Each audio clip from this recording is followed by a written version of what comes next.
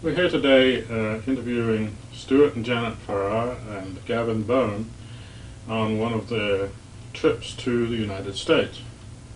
We're very lucky to have caught them between their lectures on a very busy schedule, and welcome to the US one more time. Thank you. What can we say? The senior Wiccan people who are from Europe or something. Yeah, well, first, Americans do tend to call us Farrar, but in fact it's Farrar. It means farrier. My ancestors would have been blacksmiths, which is an honourable profession. Well, it's one of the Smith Paths. We will probably meet a lady this weekend who's also on the Smith Path, and they're very interesting people. Get out there and make swords and things. And Stuart Smith doesn't sound the same as Stewart Farrar.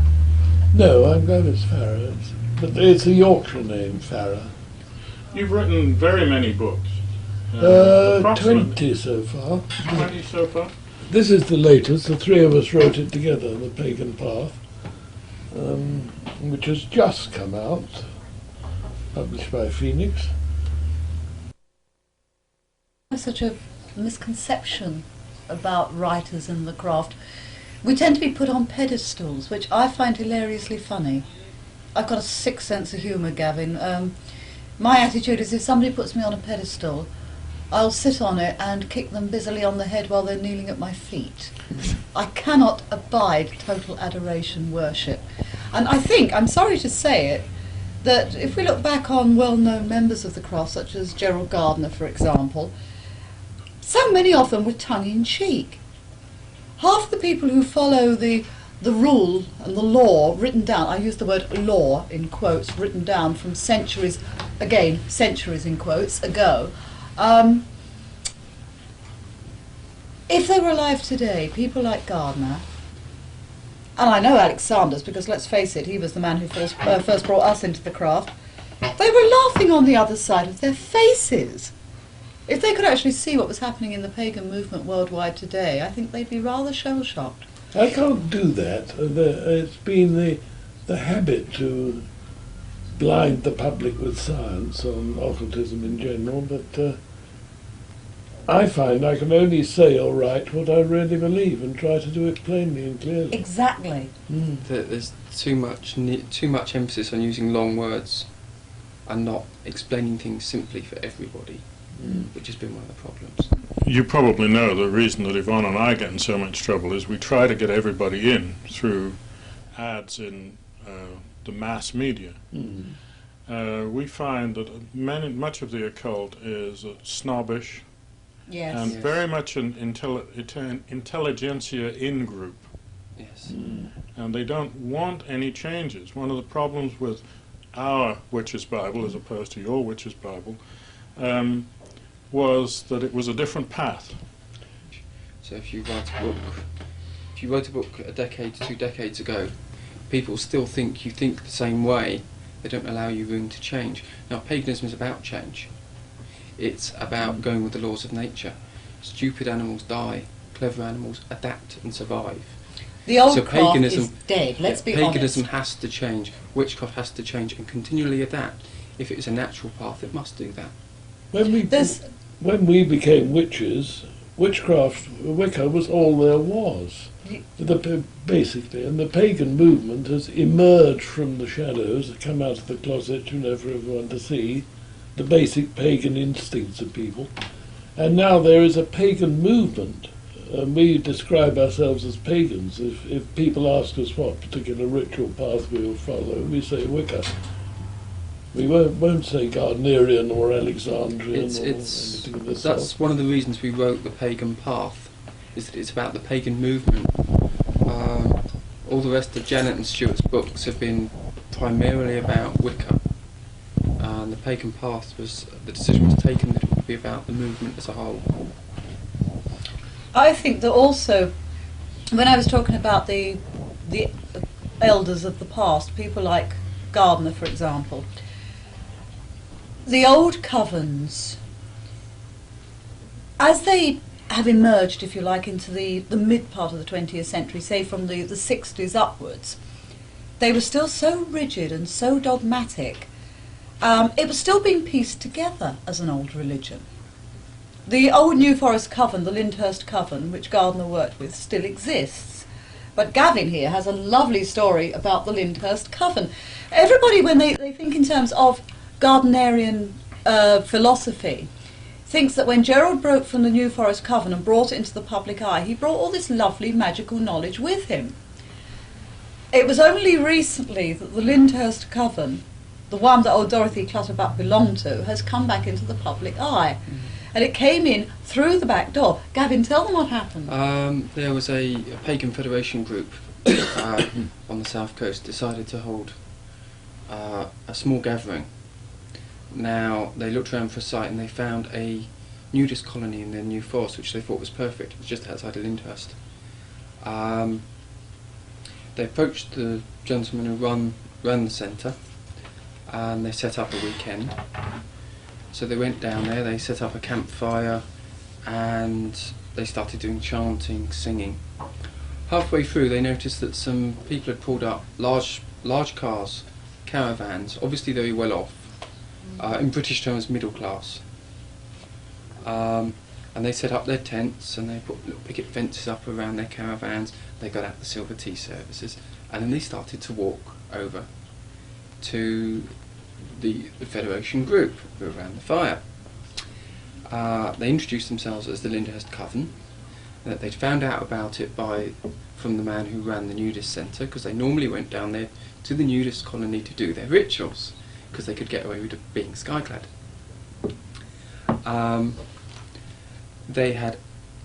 Now, the Pagan Federation group was using modern Wiccan rituals. They also had adopted, there were some people involved in shamanism, they were passing a talking stick. Now, the talking stick had to be explained to the New Forest Coven. They didn't understand what that was. They had no contact whatsoever. None of the pagan media, no pagan magazines or anything. They were totally closed off. Everybody thinks that Gerald fell out with the New Forest Coven over the writing of his books. That was not what it was about at all. It was to do with a pact he'd made with Aleister Crowley, wasn't it? I worked with a coven on the edge of the forest. The gentleman called Ron Hill. He had been in a room where there was present at the ritual concerned. It was a grand coven meeting of some description. He said there was about 3 covens in the New Forest area, not one. Present in that room were Gerald Gardner, Sybil Leake, himself, several other people. At that time, Gerald Gardner was already in trouble because he had approached Aleister Crowley regarding some rituals. He asked Aleister Crowley to write the rituals for him, paid Aleister Crowley £200 for those rituals. Not just for the rituals, but for an OTO charter to make Wicca recognised by the OTO. And that is one of the reasons that was actually given by the New Forest Coven for his, not so much expulsion, but he was asked to resign, to move out, because they were not happy with Aleister Crowley being involved around the edges of the craft because of the media. Like Alexander's, Gerald Gardner was a renegade witch. So in a sense, most of the modern movement is descended from renegades who have been thrown out of the craft. And is that parts of the original Gardnerian Book of Shadows were actually moved and chopped around. Now, I talked to a gentleman called Fred Lamont. He goes by the name of Robert. He's an old Gardnerian. He joined Gerald Gardner's coven just after Dorian Valenti left. Now, Gerald had moved parts of the Book of Shadows around for very simple reasons, because he got fed up with them being taken as dogma. Gerald Gardner himself referred to his Book of Shadows as a cookbook. And a cookbook it was, because if you look at Gerald's original Book of Shadows, halfway through the rituals you turn the page and it reads rather like this: whenever ye have need of anything once in the month, and better it be when the moon is full, turn the page, then shall ye buy half a pound of butter, 6 eggs, 2 pounds of sugar, etc., etc. It literally was a cookbook. We have, Dorian Valenti has a lot of his original manuscripts, and this is where we have seen this all scribbled on paper with shopping lists on the back. Yes, I think your point is well taken, and in fact a lot of Wiccans and pagans in the United States are now saying we don't have dogma, we have catma. Because Yes, fair enough. keeping a group of cats to do anything together is impossible. You know. That's the way, in a sense, it should be with the craft. I think, to be honest, if Gardner was alive today, if he could come back, be brought to the United States, for example, and see what is happening here, he would be absolutely delighted. He would be so tickled pink with everything that he sees and experiences. He'd probably get himself severely reprimanded by quite a few of the priesthood for his attitude to the priestesses. The priestesses, I was going to say. Can we come back, roll it back a little bit and ask you, first, Stewart, how did you get involved? By doing what you're doing now, interviewing some witches. I was working on a weekly paper in London, Reveille, or you call it Reveille, and I was sent to interview the Sanders. And they liked the piece I wrote and asked would I like to write a book on what witches do. So I said yes, I would, and I called it just that, What Witches Do. And I sort of attended their circles twice a week to gather information and study for the book. And I realised while I was with them that Wicca was for me, and so they initiated me, and the book came out a year later. Is it still in print? Oh yes. It was out of print for some time, and then Doug Brown of Phoenix in Washington State, he wrote and asked me if he could republish it, and so it came out with Forward, a second edition, and selling steadily since. I think it makes us about $1,800 a year. Very handy. Janet, how did you get involved? I came from a very strict Orthodox Christian background. Mind you, I was the rebel without a cause, literally. So after the 60s, I worked in the music industry, and during that period, a friend of mine became interested in witchcraft. She was actually, if I remember rightly, first of all hunting out Eleanor Bone's coven, one of the Gardnerian covens. I met Eleanor and thought she was adorable. I loved her. But nevertheless, I had this Christian idea that witchcraft was News of the World type headlines out. The News of the World is a cheap English rag newspaper. When she eventually got her hands on a book called King of the Witches, the Alexander's book, she handed it to me and said, "Read this. This man is interesting. I'm going to meet him." And I thought, if you're going to meet him, darling, so am I. You're not getting involved in this garbage. I thought she had, as they say, lost her marbles. We went down to Alex and Maxine's, and I must admit, I liked the people. Alex was one of the most amusing, obnoxious, and yet thoroughly adorable men I've ever known. Now, 25 years on, to be honest, if he crossed my threshold, I would give him such a mouthful, it would be unbelievable. He was a dear man, and we were very fond of the old rogue, but his teaching was a muddled mixture of witchcraft, ritual magic, and odds and sods of this, that, and the other. He had a very untidy mind, but a lot of charisma, and he did make Wicca known to the general public. That was his achievement. My attitude during that time, certainly from my own point of view, once I'd met the entire coven, was there's something behind this. I will use it as a stepping stone. I want to go further. I want to know what lies behind this. My friend, through family circumstances, didn't stay the course. She had to leave. I clung on literally by the skin of my teeth. Met Stewart there on a photographic session for What Witches Do, and found here was an intelligent man I was able to talk to. I got on so well with him that I thought, yes, if there is something in this, and I feel that there is, I wonder if I could work with him. And of course the age gap, my first attitude was he probably wouldn't want to work with a bimbo like me. Then I discovered that we actually worked very well together. She became my favourite bimbo.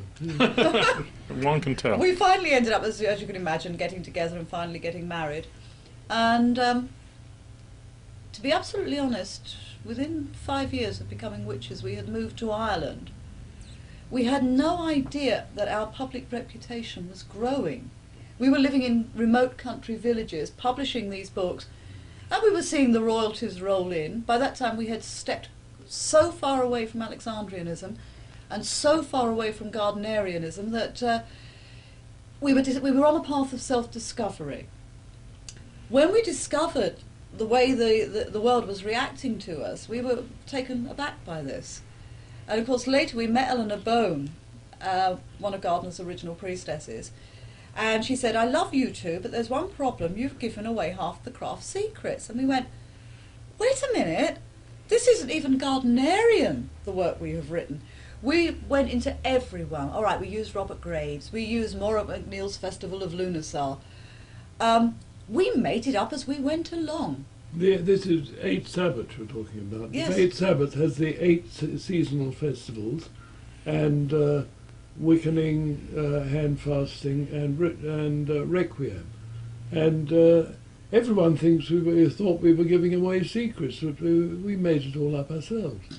Well, we got the same accusation, of course. Those people are not witches and they're giving away secrets. That was the big accusation. The era of secrecy is over. It is a public movement.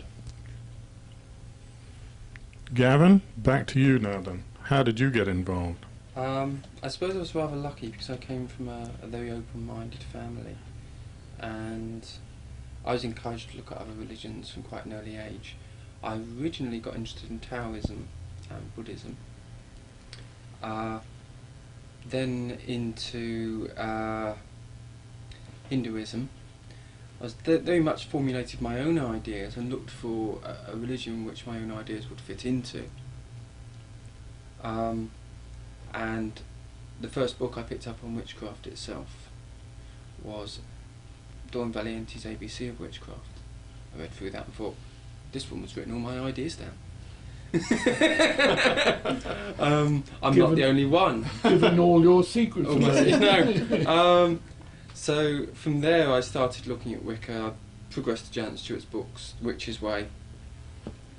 A small occult shop opened up in Portsmouth called Fifth Dimension, run by a woman who used to be part of a stage 4 memory act. Irene used to go under the name of Marina, and she was a psychic. And I went along there after being involved in a Samhain ritual with a small group of friends, no protective circle or anything. Had a tarot reading done. She told me what I'd done, what had happened. I had some healing done. She told me that they had an eclectic ritual magic group there, and I went along and joined it, and I worked ritual magic for about 6 months, and then was initiated into Sax Wicca from that group. I've been in and out of various traditions. I've looked at lots of different traditions. I suppose that's been an advantage for me. I've studied lots of different areas of paganism, some mainstream, some not so mainstream, because what I've been looking for is universal truths within all those traditions. I name myself just as Wiccan. I'm not any specific tradition, although I tend to follow my racial roots of Anglo-Saxon, which I feel is an area which has been neglected severely. Janet's very lucky. She's got a Saxon priest, a basically Saxon priest, and a basically Celtic priest. She's got 2 passports. Do you think you're very lucky, Janet? Well, I'm not only very lucky, I find that it's an interesting thought. I always say to the priesthood, when your god finds you, or your goddess finds you, they will let you know. There are too many people who say, I want a piece of this and a soupçon of that, and they try to pull it all together. When I first came into the craft, I had not even in my life studied mythology. My father, as I said, I came from a strict Christian background. He was a very simple Christian, but he knew a little about mythology. So when it came to choosing a witch name, I said, well, I haven't got a clue what to call myself. He carried on reading the evening newspaper and said, well, you were born on a Friday, my dear. I suggest you call yourself Freya. I said, who the hell's Freya? And he said, I think it's the goddess of Friday. So I took the witch name Freya. I got initiated to the music of Wagner. My first degree was Tannhauser. My second degree was The Ride of the Valkyries. My third degree, for some unknown reason, was The Death of Siegfried. That's always worried me slightly. I went to the dentist about a month after I'd been initiated to be told I had to have quite a few teeth taken out, and I walked into the sound of Tannhauser again. I thought, I've been haunted by this Wagnerian garbage. What the hell's going on here? If the pedant on your left can correct you, it's Tannhäuser. There's an umlaut over the A. Yes, don't forget my umlauts. But the odd thing was, I went through my craft name with the name, or my craft with the name of Freya for years and years and years and years. I'd always known all my life that somewhere in this world was my twin. It wasn't Stewart, this was a different kind of twin. It was like a brother-sister relationship. And when this Gavin here and I came over to America in 1992, I was talking to him one morning and I said, Gavin, does this make any sense to you? Who are the boy and the girl standing on the riverbank? And he froze for a moment. He looked at me and he said, my brother? And I went, oh my God, my sister. Here was my missing sister, the Saxon other half. And of course his deity was Freya. Of course mine's Frey. So we're doing the Freya thing, side by side. It's very bizarre.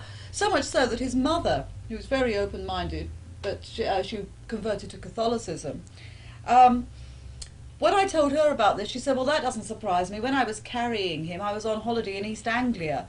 And she said, I was about 5 months pregnant, walking around thinking, there's 2 of them. Where's my other missing baby? It's very bizarre to have a sort of mother who's about, I suppose, what, 8 years older than I am? 8 years older. Something like 10 that. years older. So we're twins.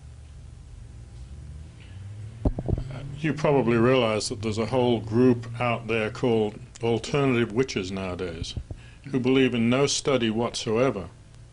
Do you go along with that sort of attitude, or do you believe you should still do a year and a day for a first degree or something? There's a real problem in that if that's fine if they consider themselves witches and they wander around, they just call themselves witches, they don't have any training, that's fine. If they call themselves priests or priestesses, to be a priest or priestess you train. And you must train hard. Train. If you expect to minister to people in the community, you must have the training there. Otherwise, it is unethical. There is a story about a young woman in Portsmouth who is not craft, but she is a pagan. She was in a bookshop in Portsmouth and she was putting a notice on the notice board. Gavin was there at the time with a lady friend of his, and they read the notice, and she said she was a priestess of a certain organisation and she was going to do rape counselling. What she was going to do was reconsecrate the wombs of raped women. Tanya, Gavin's friend, went up to her and said, have you had any medical training? And she said, oh no, but I'm a priestess of the goddess, I can do this. Have you studied psychology? No. Tanya tore this girl to ribbons and pointed out that basically, apart from anything else, if you're going to do this job, be careful, you're sending out a thought, a strong one. You might end up the victim yourself, and maybe the gods will teach you a lesson by saying, don't mess with us, don't play with something you know nothing about, or we will make you the victim. Then talk to us about counselling. Just to make sure you have the experience. Yes. One of the problems we find is that anyone can call themselves a witch and get involved with the media or anything like that, and they can be on the weirdest track imaginable. And I think one of the problems with the modern craft is we have no way of saying they're not. That this very negative path they're on. We not very long ago in Ireland there was the discussion between 3 covens which exist in Ireland, including our own. One of them was actually related to a magical order, the other one was a hive-off coven of Janet and Stewart's. And we discussed the need for training and the need for acceptance, a recognised level for each degree or whatever. Because there are these people wandering around. There has to be training now. What would be a good thing would be, as you have in examinations, is some form of universal examination board which sets a standard. I believe the Covenant of the Goddess actually do it on the West Coast, is that covens are expected to have a level to attain in training. That is really what is required. A group of us just recently discussed this regarding Britain, because Britain is falling into the problem where training standards for carpenters are actually dropping. Britain is falling apart as far as the craft goes. It's becoming a real... There are those who are training. There's becoming a polarisation within the craft, I believe. That is those who are going to take it seriously as a priesthood and those that aren't. And those that aren't are going to be falling by the wayside. What's needed is an organisation which is a-traditional. It's not Alexandrian, Gardnerian or any other tradition, which is able to set a standard for training, and that people that literally they examine covens and say, okay, if you want this recognition from us, then your initiates must attain these levels. Then we'll issue you with a certificate, those people with a certificate and you with certificates or whatever. What will happen if that is done is that social organisations like hospitals or prisons, which are going to take on Wiccan prison chaplains or Wiccan hospital chaplains, will start looking for that certification. That is going to be the only way around it in the end. The old way of the isolated insular coven is dead, and we're seeing that particular form of the craft collapsing all over Britain. And in a sense, it's about time it did. There are too many people for too long who have played the game of witchcraft. There are too many... Gerald Gardner actually said something to Doreen Valenti once. And what he actually said was, do you know our problem, Doreen? There are too many chiefs and not enough goddamn Indians. And that is absolutely true. There are too many people setting themselves up as the high poobah of this, that and the other. There are no high poobahs in the craft. I hate this thing of the Queen of the Witches, the King of the Witches, the High Lord Muck of this. It's garbage.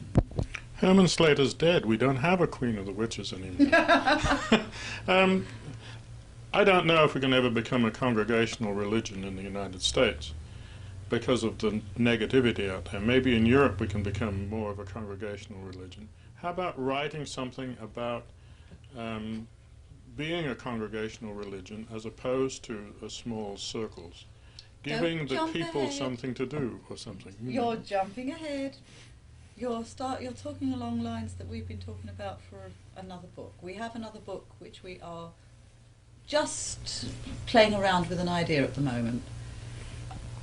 I think it is something that when we have actually put our idea together, put it down on paper, it's going to knock a few bricks out from under a lot of people.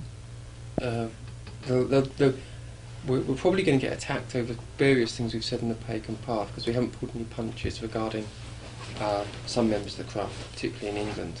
Oh, I hope they so. have done. I do hope they attack us. There's various things we've said because the time of pulling punches is over. Really, you have to start saying what you think and what you feel, so that people listen and take it on board. I remember a certain lady called Gavin Frost once announcing publicly, if you have anything to say it to my face and not behind my back. I stood up for her 100%. It was the first time I'd ever met Yvonne, and my attitude was, this one's a woman, this is a priestess. She went up in my admiration 100% that day. Well, I don't know what else. What do you see the future as being going more congregational? The latest statistics say that we are doubling every 3 years. Not necessarily congregation in the sense that the way the Christian church... No, nobody wants a church like the Christian church because that's what they're trying to get away from. Yeah, I think you're going to find... I mean, everybody thinks it should be this or should be that. Nobody looks in the middle way. This is the biggest problem, is everybody wants everything black or white. Within paganism, those don't exist. It's a central path. So we should be looking at alternatives to both. Yes. But you have to look at the reality of the situation being different in America.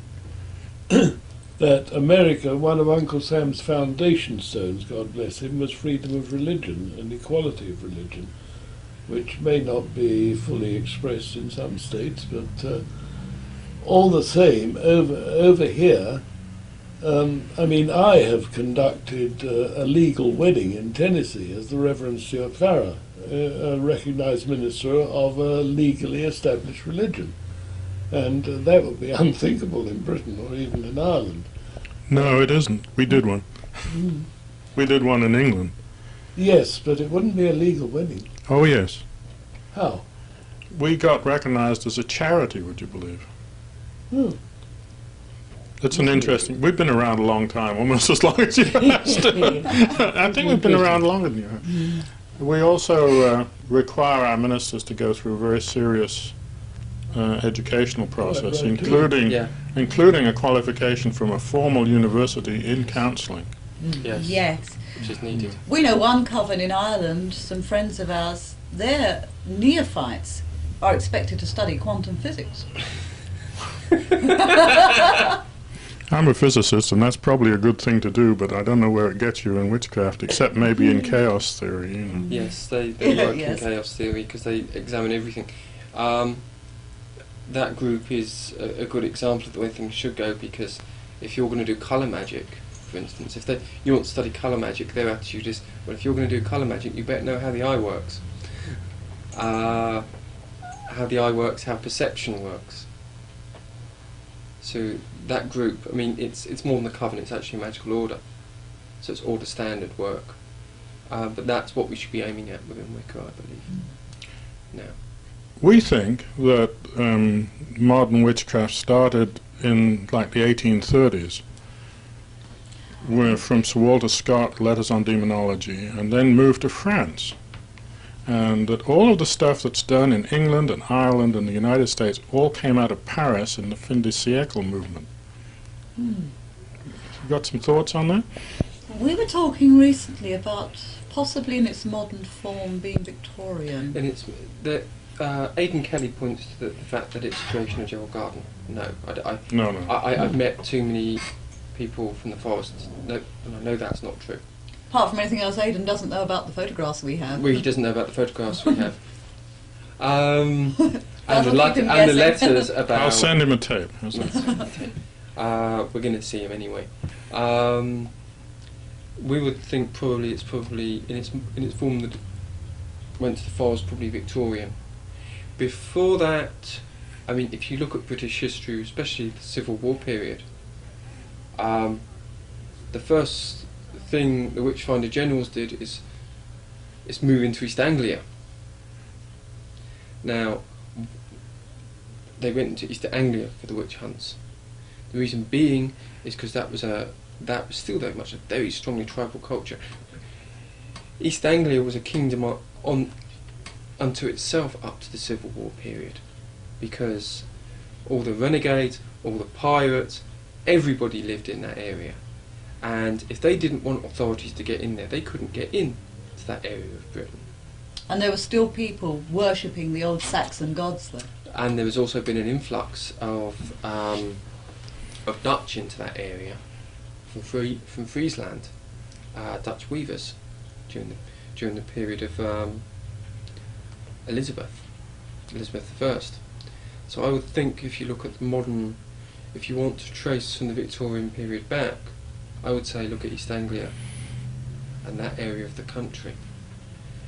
Again, George Pickensgill himself was from East Anglia, and there are a lot of what's the town where they have to, is it the 7 or 9 witches that live in the town? Oh, the village of Canewdon. Yeah. There are always supposed to be 7 witches. But Pickengill had the 9 covens. I'm sure he had one for each of the 9 worlds, in a sense. Also, the interesting thing is, returning slightly, but tying it into what we're talking about, to this man that Gavin worked with, they had very much, unlike most of the Gardnerian Alexandrian traditions, in the Gardnerian that he grew up in, they had an extra figure in the coven. There was the high priest and the high priestess. Their equivalent of the man in black, I suppose that's the best way you could describe him, was a figure who took the role of the horned god, and he sat masked on the edge of the circle, 1 foot in the circle and 1 foot outside the circle. That's he sat between the worlds, and this was traditional. Gavin actually was invited to take the role himself once. He said it's a very bizarre experience. You're on the edge of the actual circle when they're raising power, and you're sat on a stool with headdress. Elevated. You're elevated, cross-legged above the rest of the coven, and you sit right on the edge between. So you feel the power within the circle, and you feel the outside. You feel the difference. And you trance. The Witchmaster, in other words.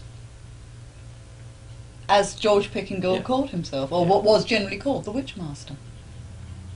Now, whether this is a hangover, because again, if we take ourselves back to the medieval period, all the garbage that was written about the craft, all the statements that the Witchmasters or the Witchfinders came out with, the coven was always led by this male figure, the devil. Is this the devil that we were talking about? I think the female aspect, or the females leading the craft, is very much the Victorian staunch breaking through. You know, suddenly, after the Victorian era, women suddenly, they rose. These were the suffragettes. I'm sure this applied inside the craft as well. I think also you have to look at if the craft was completely female orientated, then they would polarised towards a god figure, not a goddess figure. But of course, I've never understood all these women worshipping. Yes, they would polarise towards a god figure, right? Which would be the horned god. You didn't need to. We didn't need to invoke the goddess because there was so many of them already there. So they would have a. Now, when we talk about a god figure, this is the other thing I believe feminists make a big mistake. Is when you talk about God, they immediately. Even within witchcraft, they immediately think about a Christian type of god. They don't allow leeway for the fact that a pagan god is completely different. A pagan god is a gigantic penis. It needs to go out and fertilise. It's as simple as that. And it doesn't matter what level it fertilises you on. Hold it a minute. Let's talk about male. When you say God, do you mean the ultimate deity, or do you mean just God with a capital G, or? I'm Saxon. I don't believe in an ultimate deity. I believe if you have the Big Bang theory, then God got blown up at the Big Bang. Okay. And at that point was divided because to have the Big Bang requires two components. So before the Big Bang, for the Big Bang to exist, there must have already been two ultimates for the Big Bang to exist, for the creation of the universe. So I do not believe in one divine aspect. That's Saxon philosophy. Let me go over to that fella sitting on the other end and ask him the same question. We disagree on this. Well, that's what Wicca's about. Yeah. No, into your corners, come out fighting. No, I think that there is an ultimate creator and always has been, but it has two faces. It So has there's the two god then? and the goddess faces. And it's like an electric battery. Without two equal and complementary terminals, no current flows. And I think this has been the creative force of the universe always. Isn't there something beyond that? Interesting question. No, I regard the god and the goddess, the two faces of that, as the ultimate. So you think that this deity which we visualize as a grown-up giant of a man and a grown-up giant of a female It's a mathematical principle, actually. Is the ultimate deity? Yes, I regard them as the ultimate deity. Okay. There's two faces. I still think it's a mathematical principle. God is a mathematical principle. I tend to regard the faces of the god and goddess as humanisations of energy. Yeah. Oh yes, well, like you said with the battery. it's natural that it should be humanisation. As somebody once said, if I were a horse, my God would have four legs. Yes. You have to express it in terms your you own understand, terms. right? Yes, in Yes, terms but of you what also are. have to relate on an emotional level. To perform Well, I psychic hope I work. do, for God's sake, the goddess's sake. So you end up with a dichotomy of left brain and right brain. where one part of your brain says, of course this is just energy, and the other side is saying, no, this is somebody I relate to, this is a real person I relate to. Now, this is the trick. Well, if we didn't have two halves to our brains, the left brain function and the right brain function, we wouldn't be alive. I mean, this is part of our nature. Yeah, but it's making the connection across. Not everybody can do that. A scientist works on one aspect of the brain. There are a lot of people in religions who work on the other aspect. Oh, Witchcraft is about uniting the two. Yeah. So that when you talk about deity, you're able to say, of course, it's energy, and at the same time have a personal relationship with your deity, saying, I know that deity, she's so and so, so I relate to her emotionally, she's a friend of mine. Does that energy of the ultimate deity have any power on the earth plane except to affect people's minds? I'm not altogether sure it's even where we're here, to be honest. I think we created God, but then again God created us as well. Yes. So. I think in a sense we are like our own dead skin cells on God's body, if you see what I mean. You're not aware of every single skin cell that you slough off every day. But on the other hand, you are aware that you do slough off these thousands of skin cells every day. I think we're a bit like those skin cells, and that the ultimate big is, that mathematical principle, occasionally scratches and a few million of us drop dead. We tend to think in terms of an ultimate deity and deities that we make. Yes. Which we refer to as stone gods and goddesses. Yes. And those are the deities we put our power into with worship and prayer and things of that nature. Yes. Yes. I like to think of the ultimate creator, you know, like a powerful radio transmitter of an infinite number of frequencies. But it can receive and respond to our individual and limited frequencies. And it will express itself in terms that our individual frequencies can understand. I like to update the gods too. I have a club at the end of the universe where the gods live. And in there you're likely to find Frey wearing a grey silk Armani suit with a pocket full of credit cards, dark shades, and a sort of whatever it is he particularly fancies drinking, maybe an odd cup of mead on one hand. And maybe propped up at the bar is this sad old figure in a long white nightshirt who believes he's the only one there, and of course that's poor Jehovah. Meanwhile there's Aphrodite, who is wearing a slinky low-cut dress and high stiletto heels, busily trying to give a facial to poor old Hell, who's still trying to patch up the rotten half of her face. I've got all these lovely gods in this club at the end of the universe. That's great, except you don't need credit cards because you only have to put a penny in the bank today to have the that's infinite true. amount of money. They're Remember that. significant symbols, you know. Yes. And I suppose, you know, we have a few guardians on the door. There's Odin on his Harley Davidson, you know, sort of tattooed twin ravens on his chest. We've got the bouncers, we've got Heimdall being a bouncer. And Thor? no, Thor's not very bright. He can never get into the damn club. That's what I mean, he was on the door still. You know. Yeah. every time he drinks a glass of beer, the sea level drops by about an inch. I will say this is one thing about paganism too. Some fundamentalist Christians, and quite a lot of ordinary ones, think that humour has no place in religion. And I think if we couldn't laugh at the gods would worry about us. They'd think, well, you know, that we've made something wrong here. I wish to state that chapter 18 in the Pagan Path is nothing to do with me, okay? You liar!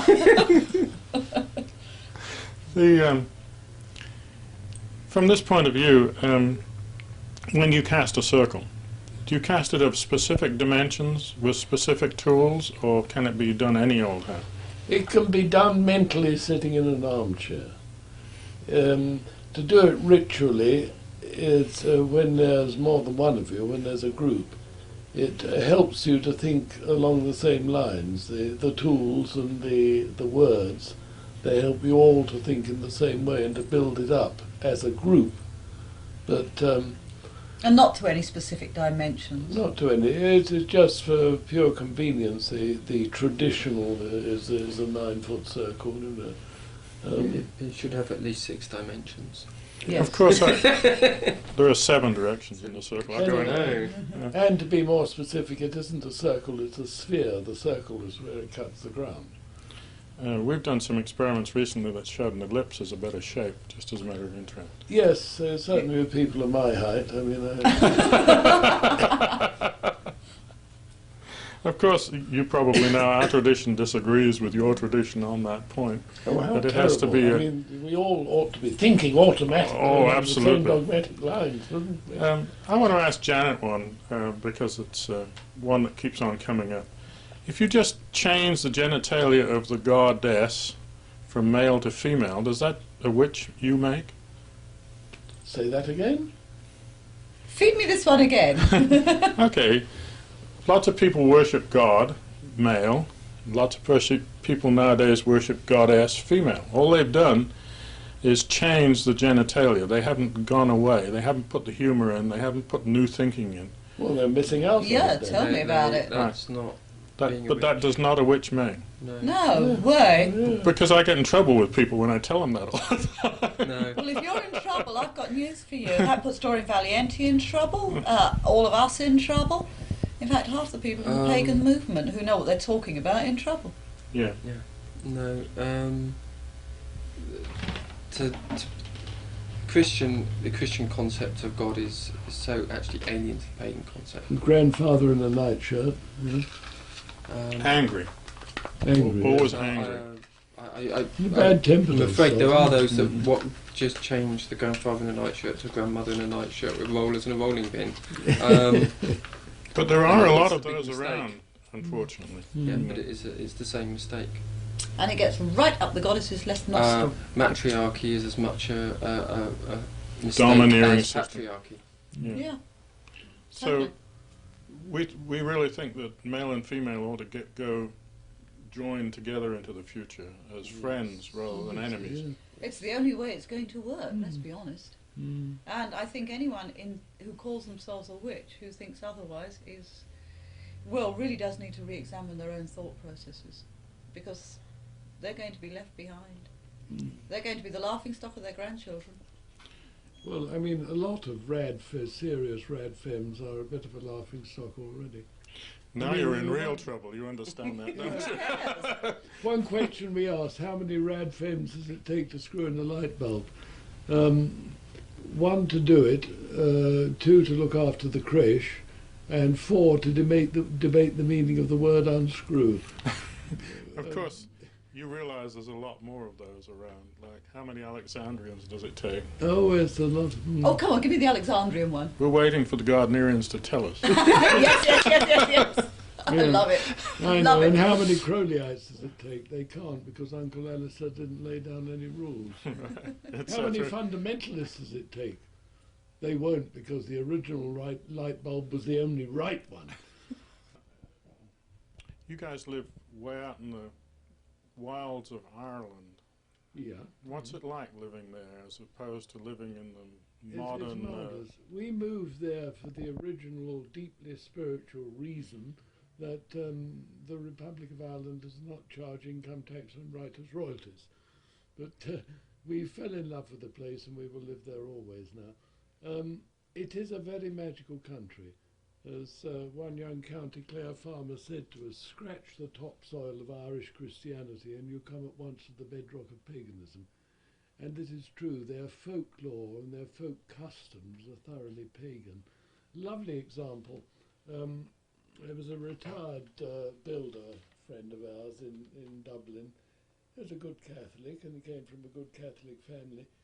But he told us that when he was a kid, at midnight on May Eve, his parents would take the entire family out and they would dance naked round the growing crops.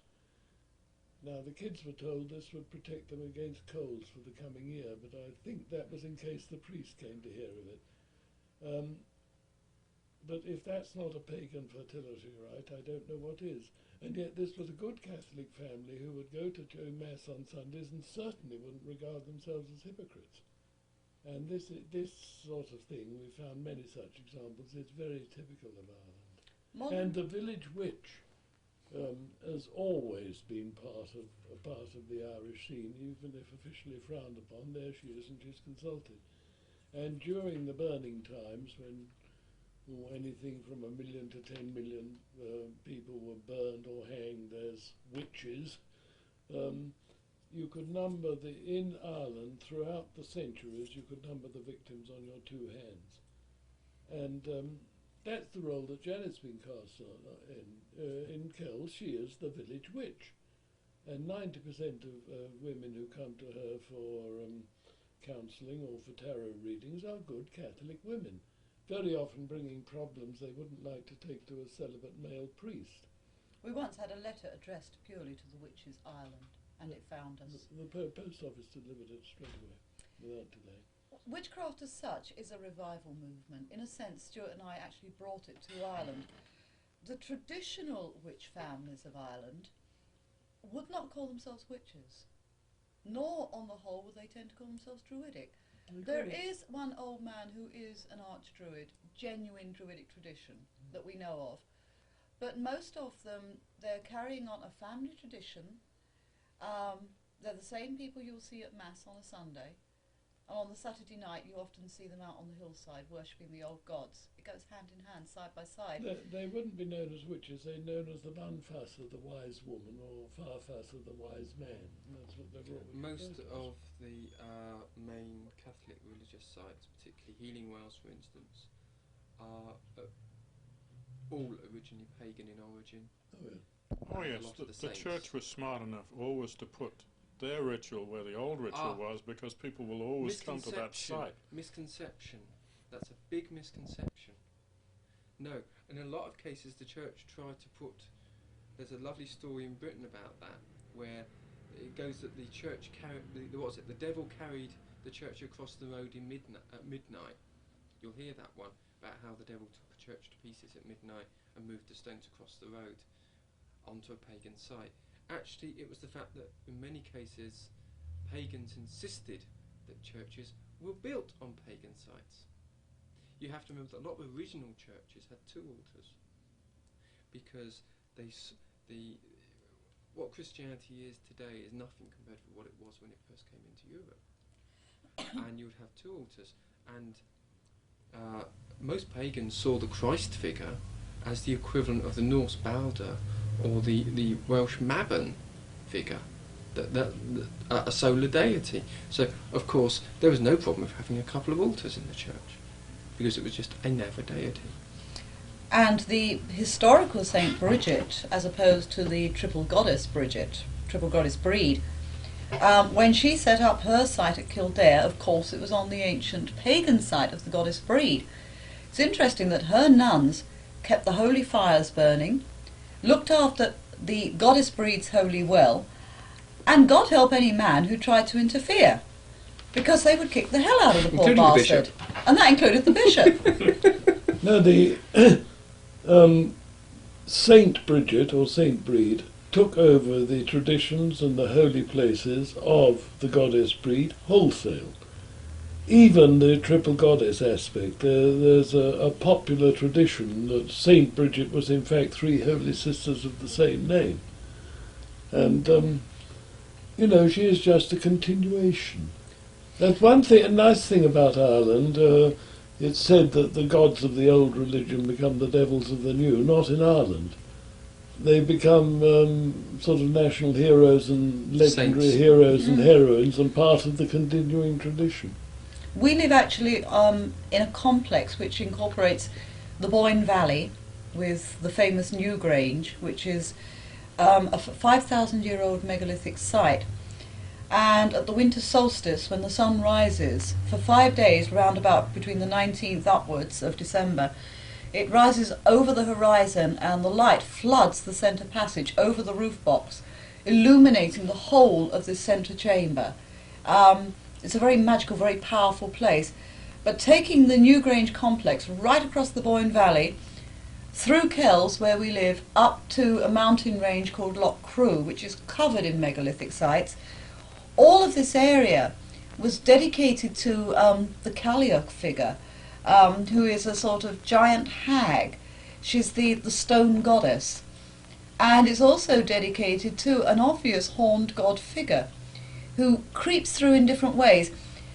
He seems to have influenced the legends of the later god, Lu, and also, with the coming of Christianity, the legends of St. Kieran. St. Kieran has taken over this horned gods' pagan sites. And on the high cross in the centre of the street in Kells, which is a lovely mixture of both Celtic and Norse carving, there is a wonderful horned god surmounted by two wolves. I've got it Supported by. No doubt a lot of the symbolism on the Kells cross is Celtic. There's also Norse. This is interesting. This seems to be a fusion of the two because it's a horned god figure which has a lot of similarity with Odin. You have the wolves on either side. He's also very satanic in aspect, which is interesting. Having the twisted horns and the actual tail. Panel on there because that area of Ireland the Norse settled. People immediately think, oh, the Irish are all Celtic. It's not actually true. There's a mixture of Norse and Anglo-Norman, and a little bit of Spanish down on the west coast. The Norse came in and settled. All the major cities are of Norse origin, and if you look on the Kells cross, you have what is obviously a representation of the god Tyr, because there is, they call it Daniel in the lions, yeah. then, but it's what it is it's the god Tyr with his hand in Fenris's mouth, and it is so obvious. The wolf has also got ladling, the chain around him, and that is part of the Norse origin. One thing, well, you mentioned the triple goddess a couple of times in here. Yeah. The modern pagan craft movement always tends to think of that as the Virgin Mother Crone. Mother and Crone, yes. But in fact, the triple goddess was always three women of the same age. Yes. I think this Yes. is Yes. partly that, I mean, human life expectancy was sort of up to the 30s until recently, and now it's up to the 80s, 90s and beyond. And therefore, human culture is a mixture of ages, and I think the triple goddess has adapted herself to this rather. It's I think it's the triple goddess in particularly modern pagan Wiccan terms. It's just a synthesis of that 9 from the 3 maidens, 3 mothers, 3 crones, like you were talking about. If you look at the 3 muses as 3 maidens, you come across the 3 hags in Macbeth. You come across the Norns. So we can forgive Robert Graves for messing it around. Well, he was batty in any case, so let's be honest. But talking about writers, it's very interesting that at the height of the burning times, pretty well, in England, Shakespeare, who lived in the country, I think he had a much better knowledge of what actually went on, because his 3 witches, they didn't worship the devil, they worshipped Hecate. And, you know, the whole feeling of his 3 witches in Macbeth is I should think, probably far closer to reality at the time than the church liked to express. It's interesting with the church's attitude to even its own Christian religion in Ireland. You will notice that the Irish pay far more attention to the Madonna than they do to that cold figure on the cross. Oh God, yes. Christmas to them is much more important than Easter. And yet this is supposed to be the festival at Easter, when in their terms their Lord dies to save their souls. And yet somehow they can't wait to get over Easter. But Christmas, this is wonderful. And we got everywhere, anywhere in Ireland. Who stands out the most? Who is the most highly decorated? I have a lovely story to tell you about this. Back in September last year, in 1994, Stewart was taken very ill. It looked as if he'd had a stroke, and actually it was a brain hemorrhage, and as we can see, he survived. But they rushed him into the little local hospital, and there he was lying paralysed and loss of short-term memory, not very able to communicate with any of us.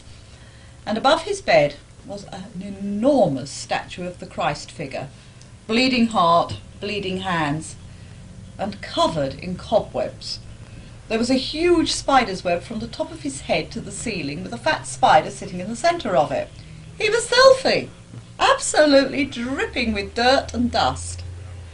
Outside that ward in the hall was the most beautifully painted Madonna, with a crown all lit up, little light bulbs in it, and she was crisp and sparkling and covered with flowers. It's interesting which one meant the most, isn't it? Oh, well, I mean, Mary, to the ordinary Catholic in Ireland, certainly, she is the goddess figure. There's no doubt about it. And Janet's often in trouble with conventional pagans when a Catholic woman comes to her for advice. And if Janet feels an appeal to the goddess is called for, she tells her to go and light a candle in the Lady Chapel. And some strict pagans think this is most unorthodox and all wrong, but it means exactly the same thing to these people. Hell, we've even used her in a circle once when we had to do a rite of passage for a Catholic woman. Yeah. And if not, why not? We have many, many times lit candles in lady chapels, because if you look at the dedications, for instance, of the Catholic churches in Brittany, they're all to the lady, but not to Mary. To Mary's mother, St. Anne. Yeah. And the Madonna is carrying a child, but it's not a male child, it's a female child. That's interesting. Three very patient people. Stuart, that's, and I'll go over to Gavin and then we'll finish with Janet, because you know, yeah, the lady has to have the last word. Very. She will anyway.